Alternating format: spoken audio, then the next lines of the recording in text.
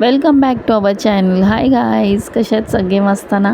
तर आपण इथे आज समोसा बनवणार आहोत.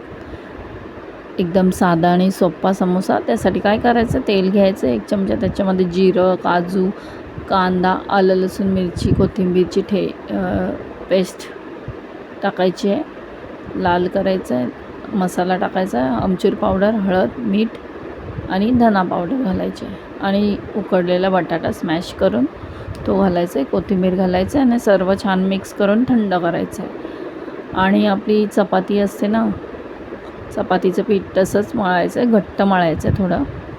आणि पातळ अशी एक चपाती बनवायची आहे आणि अशा प्रकारे तिला फोल्ड करायचे समोस्यासारखं.